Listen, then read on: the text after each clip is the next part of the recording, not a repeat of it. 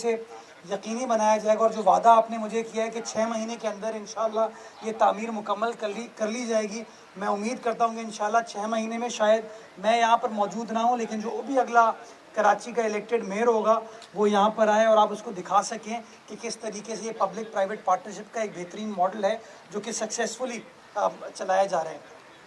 मैं आप तमाम सुनने वालों को ये बताना चाहूँगा कि सूबा सिंध के अंदर पब्लिक प्राइवेट पार्टनरशिप की बहुत ज़्यादा सक्सेस स्टोरीज आपको नज़र आती हैं। और बिलखुसूस मैं आपको हेल्थ सेक्टर में गुजारिशात करना चाहूँगा कि हमारे सूबे ने हेल्थ सेक्टर को इम्प्रूव करने के लिए, हेल्थ सेक्टर के रिफॉर्म्स करने के लिए पब्लिक प्राइवेट पार्टनरशिप में बहुत ज़बरदस्त इंटरवेंशंस किए। कुछ काम सिंध हुकूमत ने खुद किए, जिसमें आप NICVD की मिसाल ले सकते हैं, गम्बट की मिसाल ले सकते हैं, ऑटिज़म सेंटर्स की मिसाल ले सकते हैं, जिना अस्पताल NICH को बेहतर बनाने की मिसाल ले सकते हैं।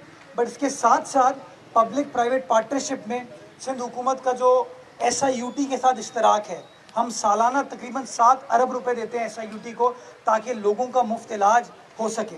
इंडस हॉस्पिटल को हुकूमत सिंध हर साल 2 अरब रुपए देती है ताकि गरीब आदमी का, आम आदमी का मुफ्त इलाज वहाँ हो सके। और अब जो उनका नया सर्जिकल कॉम्प्लेक्स तामीर किया जा रहा है उसके लिए भी ग्रांट वज़ीर आला सिंध ने, सिंध हुकूमत ने शायद 1.5 या 2 अरब रुपए की दी है ताकि उसको भी यकीनी बनाया जा सके। इसी तरीके से आप जिना अस्पताल जाते हैं, साइबर नाइफ की public private partnership facility Sindh government चला रही है और कैंसर का मुफ्त इलाज साइबर नाइफ के ज़रिए से पब्लिक प्राइवेट पार्टनरशिप मॉडल में किया जा रहा है। किडनी सेंटर को ग्रांट मिलती है, थैलेसीमिया के पेशेंट्स के इलाज के लिए ग्रांट दी जाती है। तो मैंने इन लोगों से बात की, मैंने कहा जब इन तमाम इदारों को हुकूमत सिंध ग्रांट देती है ताकि एक आम आदमी का भला हो सके, आम आदमी का फ़ायदा हो सके, तो क्यों ना ये ग्रांट आपको भी दी जाए। और इंशाल्लाह ये भी मेरी कमिटमेंट है, मैं इनका मुकदमा सिंध हुकूमत के सामने रखूँगा। और जिस तरह और इदारों को ग्रांट दी जाती है इंशाल्लाह आपको भी ग्रांट मिलेगी ताकि एक आम आदमी को, गरीब आदमी को आप मुफ्त इलाज मुहैया करते रहें। और जो कुछ भी आपकी मदद हुकूमत कर सकती है, रियासत कर सकती है, हम सियासी कारकुनान कर सकते हैं, हम आपकी मदद करें ताकि जो कॉमन ऑब्जेक्टिव है हम सबका कि एक आम आदमी का भला हो सके, आम आदमी की मदद हो सके, वो मदद आसानी से की जा सके। तो मैं समझता हूँ कि बहुत सारा हेल्थ सेक्टर में रिफॉर्म्स के लिए, हेल्थ सेक्टर में चीज़ों को आसान बनाने के लिए सिंध गवर्नमेंट के अपने इंटरवेंशंस हैं, बहुत सारे पब्लिक प्राइवेट पार्टनरशिप के इंटरवेंशंस हैं। और मैं चूँकि KMC में भी मौजूद हूँ, मैंने कल KMC वालों को भी ये कहा, हमारे जो हेल्थ डिपार्टमेंट है KMC का, मैंने कहा कि आपके पास जो इतने बड़े बड़े अस्पताल मौजूद हैं, इतने बड़े बड़े इदारे मौजूद हैं, उसको आप क्यों ना पब्लिक प्राइवेट पार्टनरशिप पर बेहतर बनाएं। मैं अब्बासी शहीद अस्पताल जाता हूँ, मेरा दिल ख़राब होता है उसकी हालत देख के, बुरा हाल है अब्बासी शहीद अस्पताल का। लेकिन उसी अब्बासी शहीद अस्पताल में अगर आप बेसमेंट में जाते हैं तो सिंध हुकूमत का फंडेड चाइल्ड लाइफ फाउंडेशन का जो चिल्ड्रन इमरजेंसी सेंटर है, वो आपको ऐसा लगता है आप कराची में है ही नहीं, पाकिस्तान में है ही नहीं। साफ़ सुथरा है, एयर कंडीशनड है, प्रोफेशनल डॉक्टर्स, प्रोफेशनल अमला मौजूद है। तो जब वो आप बच्चों के इलाज के लिए पब्लिक प्राइवेट पार्टनरशिप पे इंटरवेंशन कर सकते हैं, गुर्दे के इलाज के लिए ये KIKD के साथ इंटरवेंशन कर सकते हैं, तो उस तरीके से और आपके इतने सारे जो अस्पताल है, क्यों ना उसके अंदर भी हम प्राइवेट सेक्टर के साथ इश्तराक करें। जो मसूद साहब जैसे फिलैंथ्रोपिस्ट हमारे शहर में एग्जिस्ट करते हैं, उनको ऑन बोर्ड लेकर आएँ, उनके साथ बैठें, इंडिपेंडेंट बोर्ड्स क्रिएट करें ताकि ट्रांसपेरेंटली इन इदारों को चलाया जा सके और एक आम आदमी का जो बुनियादी हक है कि उसको वो अच्छा इलाज मिल सके, ये इलाज की फैसिलिटीज़ उसको ऐसे अंदाज से मुहैया की जा सके। तो मैं आज ये ऑफ़र करना चाहता हूँ मीडिया के ज़रिए और इदारों को और फिलैंथ्रोपिस्ट को, डॉक्टर्स को, कि हमारे जो KMC के इदारे मौजूद हैं, अगर आप पब्लिक प्राइवेट पार्टनरशिप मॉडल पर उसको चलाना चाहते हैं, सरकारी सतह पर चलाना चाहते हैं, मैं आपको कंप्लीट कोऑपरेशन, कंप्लीट मदद की यकीन दहानी कराता हूं कि आइए हमारा हाथ थामिए, मिलकर PPP मोड में चीज़ों को बेहतर बनाएं ताकि ना सिर्फ तरक्की हो बल्कि तरक्की के साथ साथ उस तरक्की को सस्टेन किया जा सके, उसको मेंटेन किया जा सके। उस उम्मीद के साथ कि आने वाला वक्त हमारे लिए बेहतर होगा, हमारे शहर के लिए, हमारे सूबे के लिए और हमारे प्यारे पाकिस्तान के लिए बेहतर होगा। पाकिस्तान जिंदाबाद।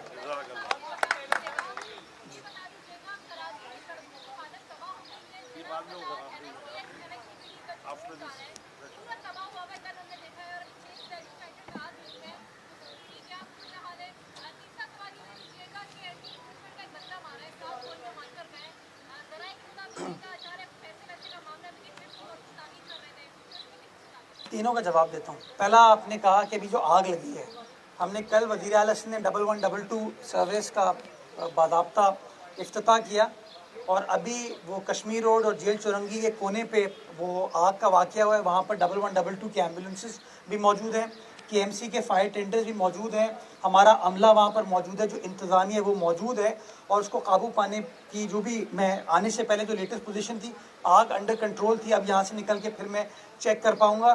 तो 1122 फायर सब मिल के काम कर रहे हैं, और ये जो बुनियादी ज़रूरत है लोगों की, इनको एड्रेस किया जा रहा है।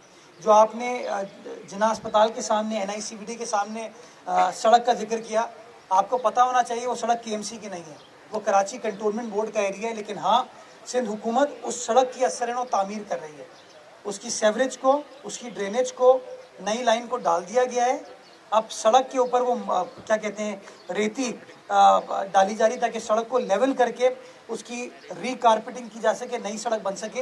ये शारे फैसल रीजन प्लाजा से स्टार्ट होगी और कुरंगी रोड जो CSD की मार्केट है वहाँ तक जाएगी, और सारे अखराजात जो है पाकिस्तान पीपल्स पार्टी की सिंध हुकूमत अखराजात को बेयर कर रही है। तो जहाँ जहाँ अपने वसाइल को हम बेहतर अंदाज से इस्तेमाल कर सकते हैं, जिसका फ़ायदा कराची वालों को, हमारी आवाम को, वो तमाम चीज़ें की जा रही हैं। जो तीसरा आपने मर्डर वाला वाक़या की निशानदेही की, अफसोसनाक वाक़या है, काबिल मज़म्मत वाक़या है, उसकी तहकीकात इन्वेस्टिगेशन चल रही है। जो फाइंडिंग आ जाएगी, फाइंडिंग की तफसीलात मीडिया के दोस्तों के साथ शेयर कर ली जाएगी। ये सीनियर है, ये सीनियर करके फिर आपके साथ।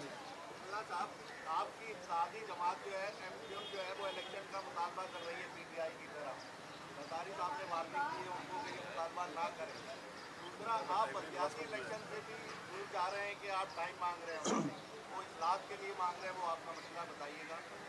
और दूसरी बात ये है कि अलादीन पार्क और दीगर पार्क, ये इनको आपने खाली कराया, इंक्रोचमेंट खत्म कराई। इसी तरह चीफ सेक्रेटरी और CM का इजलास हुआ इंक्रोचमेंट के खिलाफ।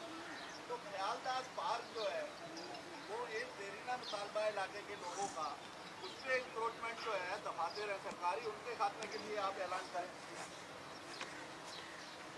शायद साहब, मुझे नहीं पता आपकी क्या सोर्स है, क्योंकि उस मीटिंग में मैं बैठा हुआ था, कोई वार्निंग शॉर्निंग की तो बात ही नहीं हुई।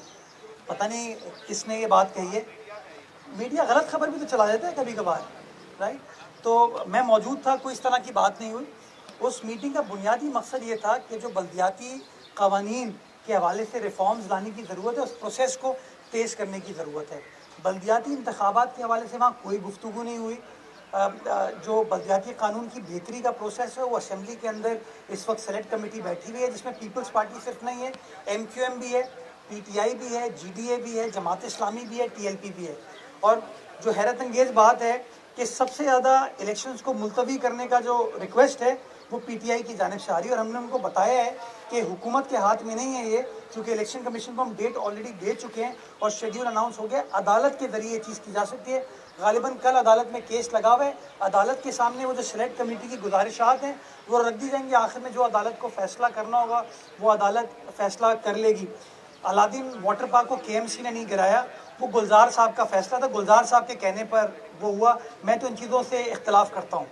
मैं समझता हूँ तोड़ फोड़ बहुत हो चुकी है, शहर में नुकसान हो चुका है, तोड़ फोड़ से ख़त्म करें, जो चीज़ें हैं उनको बेहतर बनाने की कोशिश करें। अगर लेट से माजी में किसी के ज़माने में कोई गलत काम हो गया, अगर आज आप 25-30 साल बाद उस काम को ख़त्म करने जाएंगे, चीज़ों को तोड़ने जाएंगे, तो मैं समझता हूँ वो अच्छी मिसाल आप साबित नहीं करेंगे। आज आप नस्ला टावर के सामने से गुजरते हैं, मुझे तो वो सिचुएशन देखकर खुशी नहीं होती। जो वहाँ के मकीन थे, जो उनका हाल है, उसको देख के मुझे खुशी नहीं होती। तो मैं इसी तरह अलादीन वाटर पार्क के बारे में भी कहूँगा, हालांकि उसकी ना अलॉटमेंट से मेरा कोई ताल्लुक है, जिनके पास वो ज़मीन थी उनसे मेरा कोई ताल्लुक है, ना मेरी वो दुकान थी, ना मैं क्लब का मेंबर था। लेकिन मैं समझता हूँ कराची वालों के लिए एक फैसिलिटी मौजूद थी, आपके बच्चे, मेरे बच्चे, लोग वहाँ पर जाते थे। तो ये जो एक नया कॉन्सेप्ट आ गया लोगों के अंदर कि बस चीज़ों को गिरा दो, तोड़ दो, मैं ज़ाती तौर पर इससे इख्तलाफ करता हूँ।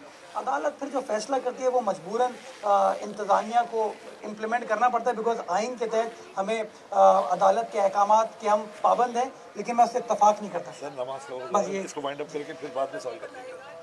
अदालत की बात आती है, लोग घबरा जाते हैं।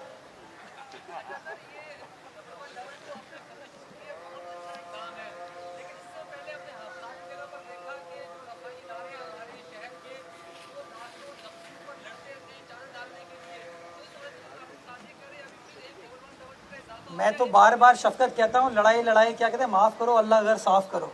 छोड़िए, हर चीज़ में लड़ाई झगड़ा हम कर देते हैं। ये माफियाज को ख़त्म होना चाहिए भाई। आप खिदमत के लिए बैठे हैं, बुनियादी मकसद ये होना चाहिए। अभी जो एक डिमांड थी कि वो एम्बुलेंस सिस्टम अवेलेबल नहीं था, अब वो एम्बुलेंस सिस्टम शहर के अंदर आ गया है। 60 पहले हम चला रहे थे, अमन फाउंडेशन के इश्तराक से पैसे हम बेयर कर रहे थे, 50 ये और आ गई हैं। 110 एम्बुलेंसेज अभी मौजूद है। मजीद जो 230 का टारगेट है हमारा नई एम्बुलेंसेज का, वो 40 हर महीने आ जाएंगी। तो इंशाल्लाह ग्रेजुअली जब आप ऑल्टरनेट ले आएंगे तो उस ऑल्टरनेट के बाद आप इसको रेगुलेट करने का प्रोसेस स्टार्ट कर सकते हैं। लेकिन मैं फिर कहना चाहूँगा कि जो शख्स भी अच्छा काम करने की कोशिश कर रहा है उसके अंदर कोई लड़ाई झगड़ा नहीं होना चाहिए, मिलकर काम करने की ज़रूरत है। हमने पहले कर दिया।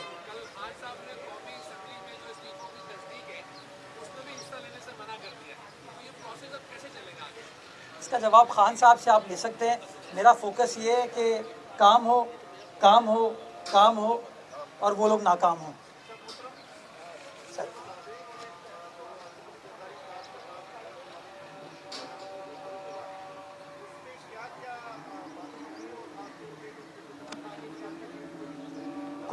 कोई इस तरह का डिस्कशन नहीं हुआ। मैंने आपको बताया बुनियादी जो नुकात थे बल्दियाती कानून की बेहतरी के लिए, उसके ऊपर बात की गई कि किस तरीके से उसको बेहतर बनाया जा सकता है। जो डोमिसाइल का कानून है उसको किस तरीके से बेहतर बनाया जा सकता है। इस तरह की जो पॉलिसी लेवल की चीज़ें उनके ऊपर बात हुई थी। हुकूमत में इश्तराक या हुकूमत में शामिल होने के हवाले से ना हमने कोई बात की और ना खालिद मकबूल सिद्दीकी साहब ने कोई बात की। लास्ट क्वेश्चन, वरना होस्ट नाराज हो जाएंगे। जी कैसा?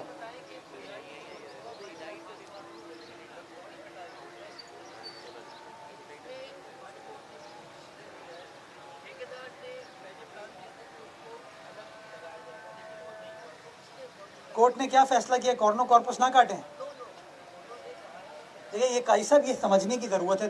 देखें, ये जो रेड लाइन मंसूबे में डेवलपमेंट हो रही है उसके अंदर टर्म ऑफ कॉन्ट्रैक्ट में लिखा हुआ है कि 50 लाख नए दरख्त लगाने हैं और उनको अगले 2 साल तक वो जो बिल्डर है, कॉन्ट्रैक्टर है ना, उसको मेंटेन करना है। और 2 साल काफ़ी होते हैं उन दरख्तों को लुक आफ्टर करने के लिए, फिर वो ऑटोमेट हो जाते हैं। मैं बार बार देखता हूँ कि जब हम गुफ्तगू कर रहे होते हैं तो हम सब कहते हैं कॉर्नो कॉर्पस ख़राब पौधा है, लेकिन आप यकीन जाने जब काटने जाते हैं ना कॉर्नो कॉर्पस को, तो कभी कोई सोशल मीडिया पर कैंपेन करता है, कभी कोई मीडिया के ऊपर कैंपेन करता है। तो मैं समझता हूँ क्यों ना आप इसके ऊपर पहले तशरीफ़ फरमाएं या इसके ऊपर हम इन्वायरमेंटलिस्ट के साथ बैठे जो कॉर्नो कॉर्पस के बारे में फ़ैसला कर दें कि आया हमारे माशरे के लिए, हमारे माहौल के लिए ये ठीक है या नहीं है। जो मैंने लोगों से सुना है, जो मैंने एक्सपर्ट से बात की, वो ये कहते हैं कि कॉर्नो कॉर्पस कोई अच्छा पौधा नहीं है, ना वो साया देता है, ना वो फल देता है, ना वो फूल देता है। मैं देखता हूँ उसके अंदर कोई चिड़िया का घोंसला नहीं बन सकता।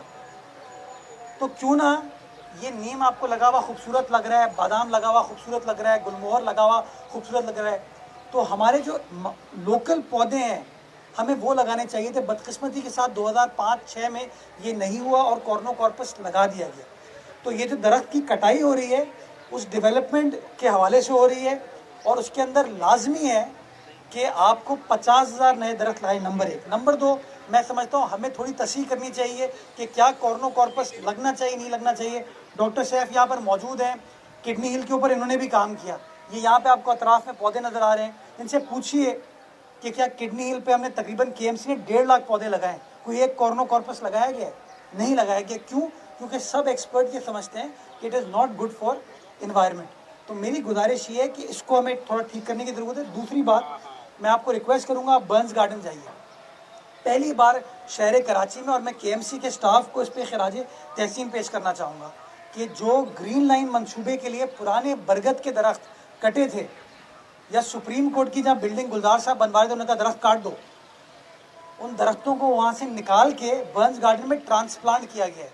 और आप जाके देखिएगा कि वो जो ट्रांसप्लांटेड दरख्त हैं पुराने, उन्होंने माशाल्लाह अब पत्ते देना शुरू कर दिए। तो पहली बार एक ट्रांसप्लांट करने का भी कॉन्सेप्ट इस शहर कराची में स्टार्ट हो गया था। मैं कोशिश ये करूँगा, मेरी ट्रांस कराची की इंतज़ामिया से बात हुई कि जो पुराने दरख्त हैं, जो अच्छे दरख्त हैं, उनको काट के तबाह ना करें, उनको निकाल के ट्रांसप्लांट करें कराची के मुख्तलिफ पार्क्स में। और KMC के पार्क्स इस काम के लिए अवेलेबल है, हमारा पार्क्स डिपार्टमेंट इस काम के लिए अवेलेबल है। Thank you. किसकी? मैंने इसके बारे में तो कोई बात ही नहीं की, मैंने आपको बताया। मैं देखिए, मैं चीज़ को चेक करने के बाद वो करूँगा। मैं तो बार बार कहता हूँ, चीज़ों को गिराना सबसे आसान है, चीज़ों को मेंटेन करना, नई चीज़ों को बनाना मुश्किल है। बहुत इस शहर में पार्क की स्पेसेस अवेलेबल हैं, उनको डेवलप करें। बल्कि मैं तो अलादीन वाटर पार्क के लिए मैंने अभी PC1 तैयार करा है। इंशाल्लाह बजट में पैसे मंजूर करा रहा हूँ, ताकि हुकूमत सिंध जो अलादीन वाटर पार्क की 50 एकड़ की जगह थी, उसके ऊपर इंशाल्लाह पार्क बना के देगी। और मेरे ख्याल में गटर बागीचा का भी PC1 तैयार हो गया है, वहाँ पे भी हम अर्बन फॉरेस्ट बनाने जा रहे हैं सिंध गवर्नमेंट के ताउन से। Thank you. ये ले लें सर। जी बहुत शुक्रिया।